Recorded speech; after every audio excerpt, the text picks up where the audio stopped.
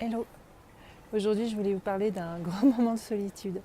Je suis au ski, je viens d'arriver, on s'est fait une super matinée à reprendre les choses et se faire plaisir en glissant. Le corps reprenait tous ses réflexes.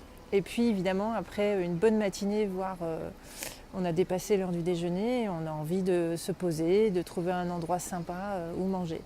Et là, ça a été un grand, grand moment de solitude parce que comme je suis multi-intolérante, j'ai 12 ingrédients qui sont retirés de mon alimentation avec des majeurs comme gluten, lait, œufs et le sucre aussi. Et évidemment, à chaque fois qu'on se déplace comme ça sur les pistes, je prévois toujours une gamelle au cas où, si je peux vraiment rien prendre sur la carte.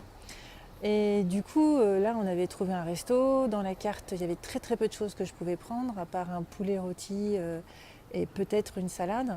Mais en fait, sur le moment, je sortais malheureusement le sac où j'avais ma gamelle sans y penser. Et la serveuse tout de suite m'a dit on ne fait pas de pique-nique ici, vous n'avez pas le droit de manger.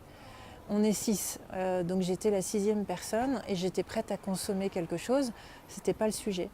Au final, j'ai dû essayer d'expliquer que j'étais intolérante importante aux aliments, que si je les mangeais, c'était compliqué, mais ils ne voulaient rien entendre.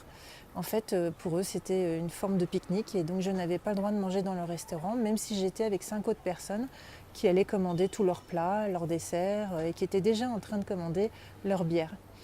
Alors, je ne vous cache pas que ça a été un moment difficile parce que effectivement, il y a pas mal de restos avec qui vous pouvez vous retrouver avec ce genre de situation, mais il y a toujours une solution qui se dégage et on trouve un moyen pour que je puisse moins partager le moment avec mes amis. Ça ne m'empêche pas de commander quelque chose et en même temps, je suis sûre de manger correctement si jamais je ne trouve pas complètement ce dont j'ai besoin. Surtout après une matinée de ski. Alors mon message, c'est à tous les restaurateurs. Peut-être que c'est ennuyeux, peut-être que c'est pas rentable, peut-être que il faut que votre restaurant tourne et tout ça c'est normal, on le comprend.